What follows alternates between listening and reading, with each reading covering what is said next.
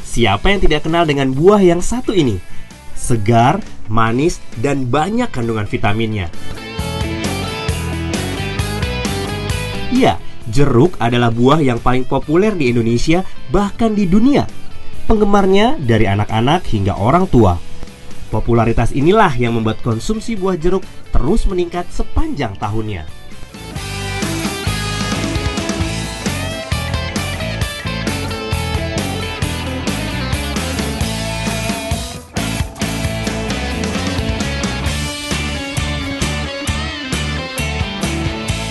Tahun 1997, produksi buah jeruk Indonesia mencapai hampir 700.000 ton dengan luas panen jeruk sekitar 24.000 hektar lebih.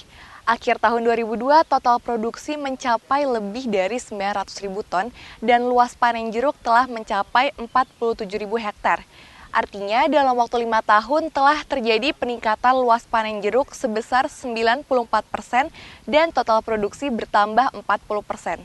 Dalam kurun waktu yang sama, impor buah jeruk Indonesia cenderung terus meningkat. Hal ini mengindikasikan adanya segmen pasar khusus yang menghendaki buah jeruk bermutu prima. Dan hal ini belum mampu dipenuhi oleh produsen jeruk Indonesia. Di sisi lain, ekspor buah jeruk kita juga terus meningkat tajam, rata-rata 30,8% per tahun. Peningkatan ini menunjukkan semakin tingginya potensi buah jeruk sebagai komoditas andalan.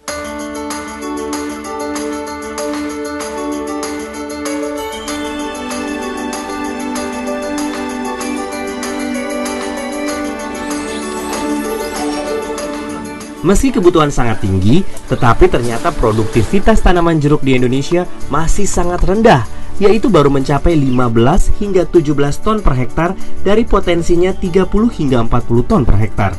Salah satu penyebabnya adalah belum terbebasnya daerah sentra produksi jeruk dari penyakit Citrus Vine Flower Degeneration atau CVPD. CVPD adalah penyakit yang disebabkan oleh Liberibacter asiaticus.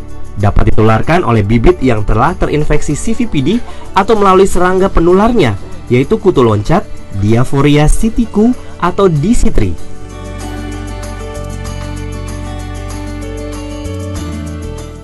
Berbagai upaya telah dilakukan guna menanggulangi penyakit CVPD ini, termasuk juga yang saat ini dikembangkan dan diterapkan oleh Badan Penelitian dan Pengembangan Pertanian, yaitu Pengelolaan Terpadu Kebun Jeruk Sehat atau PTKJS.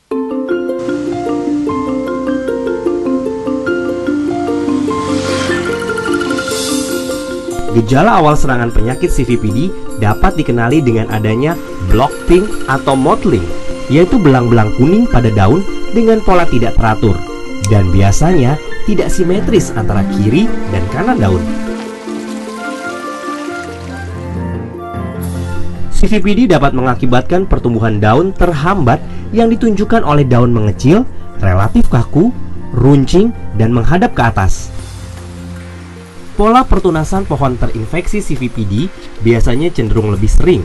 Sedangkan jika semenjak bibit telah terserang CVPD, tanaman akan tumbuh lambat dan merana.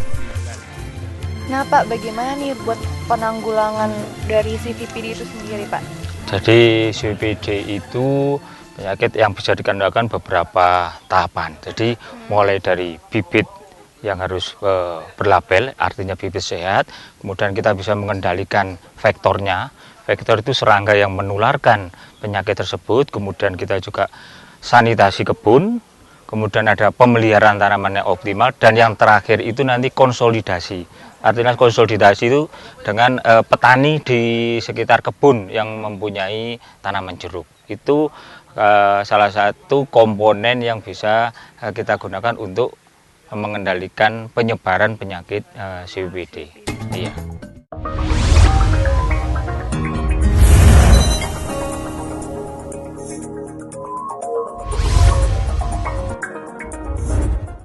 Ini adalah contoh bibit jeruk berlabel bebas penyakit, bebas dari patogen sistemik, sesuai induknya, yaitu batang bawah dan batang atasnya dijamin kemurniannya dan proses produksinya berdasarkan program sertifikasi jeruk yang berlaku.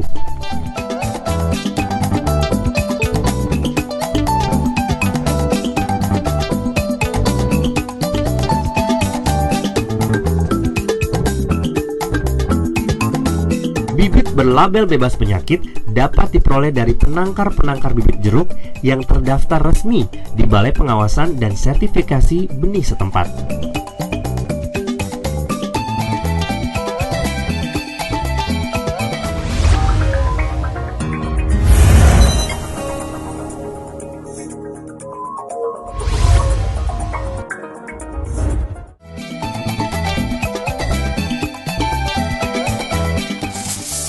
Pengelolaan berikutnya adalah mengendalikan serangga penular CVPD, yaitu kutu loncat Diaphorina citricu atau DCITRI. Kutu loncat ini mempercepat penyebaran penyakit di lapangan.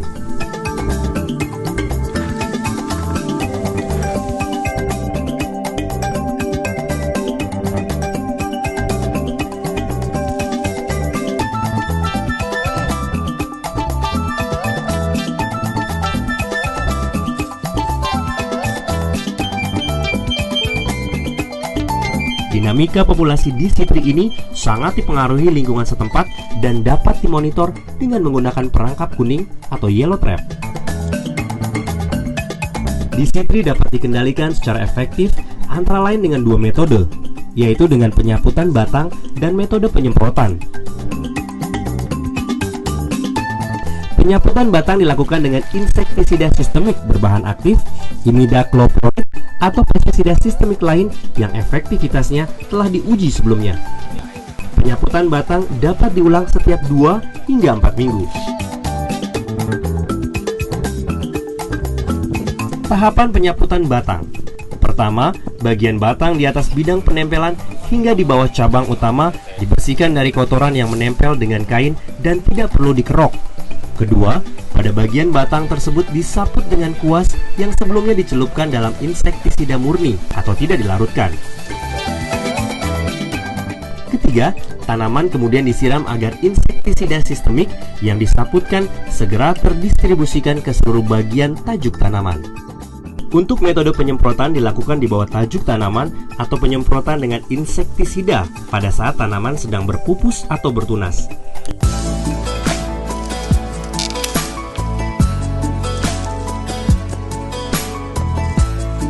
Untuk metode lain yaitu pelepasan dan pemanfaatan musuh alami DCITRI, bagaimana aplikasinya? Ada beberapa agensia hayati yang mampu mengendalikan CVPD, seperti parasit nimfa, ektoparasit, Tamarisia radiata, dan endoparasit Diaphorocectrus aligarhensis. Dengan tingkat parasitisme di lapang berturut-turut 90% dan 60 hingga 80% pada musim kemarau. Entomopatogen Hirsutella cp dapat menginfeksi sektor CVPD dewasa di lapang hingga mencapai 60% pada musim penghujan. Penelitian tentang perbanyakan masal dan aplikasi pemanfaatan musuh alami ini terus dilakukan agar bisa dimanfaatkan secara komersial.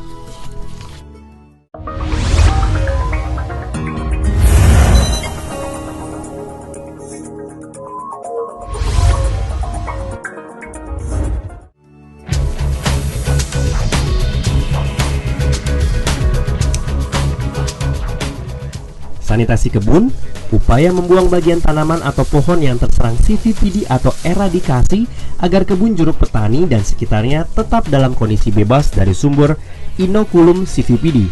Pengendalian ranting terinfeksi CVPD atau sektoral. Pohon jeruk yang telah terinfeksi CVPD secara merata harus dibongkar sampai ke seluruh bagian akar tanaman. Agar efektif, setiap kelompok tani jeruk bertanggung jawab terhadap sanitasi kebun di kantong produksi milik seluruh anggotanya. Pemangkasan bentuk dimulai dengan memangkas tinggi 30 hingga 40 cm dari pangkal batang dan kemudian tunas-tunas yang tumbuh dipilih, disisakan dan dipertahankan 3 tunas atau cabang yang tumbuhnya menyebar merata ke semua arah. Pemangkasan pemeliharaan dilakukan dengan cara memangkas atau membuang tangkai buah yang tersisa, memangkas cabang atau ranting kering dan atau terserang hama penyakit dan tunas air.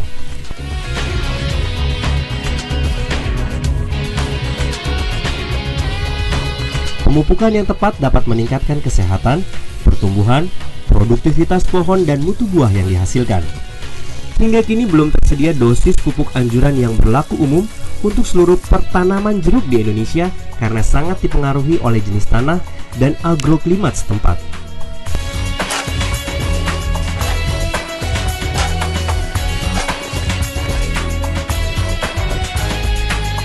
Penjarangan buah agar mutu buah sesuai dengan permintaan konsumen. Pohon yang buahnya terlalu lebat biasanya akan menghasilkan buah berukuran kecil, menurunkan kesehatan pohon, dan mengakibatkan fluktuasi produksi yang tajam pada pembuahan selanjutnya.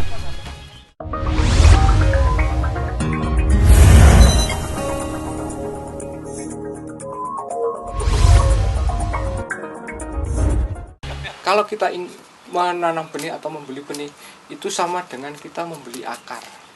Jadi kalau akarnya itu sempurna, bagus, berarti harapannya benih itu akan hidup.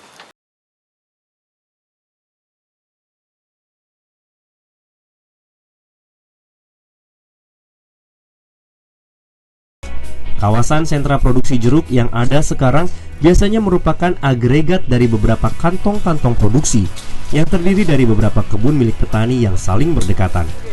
Kantong-kantong produksi ini harus mengkonsolidasikan diri sebagai kelompok-kelompok tani. Konsolidasi kelompok tani perlu dilakukan karena beberapa keuntungan sebagai berikut. Pertama, pengendalian hama dapat dilakukan secara terpadu dan berkelanjutan, sehingga biaya pengelolaan kebun jeruk bisa ditekan, sementara kualitas buah jeruk juga bisa ditingkatkan.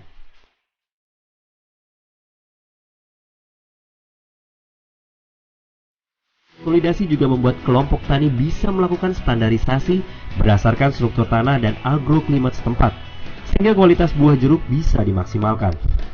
Ketiga, konsolidasi juga membuat petani bisa mengatur produksi jeruk berdasarkan kebutuhan konsumen, sehingga petani bisa merasakan keuntungan maksimal dari buah jeruk yang mereka tanam.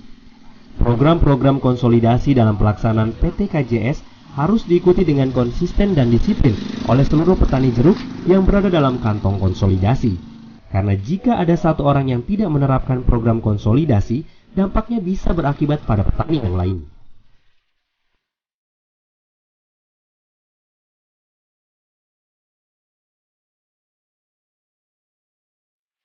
Penanggulangan penyebaran CVPD juga hanya bisa dilakukan apabila seluruh petani yang berada di kantung produksi jeruk bisa kompak mengikuti program konsolidasi.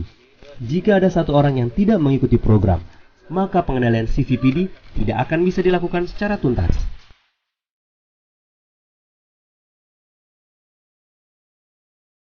Demikianlah langkah-langkah yang harus dilakukan dalam konsep pengelolaan terpadu kebun jeruk sehat atau PT KJS. Dan tentunya akan terus selalu diikuti.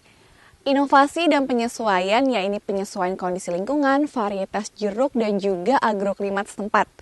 Untuk itu, mari berkebun jeruk dengan benar untuk meningkatkan kesejahteraan masyarakat Indonesia. Semoga pengembangan teknologi ini bermanfaat bagi kesejahteraan bangsa.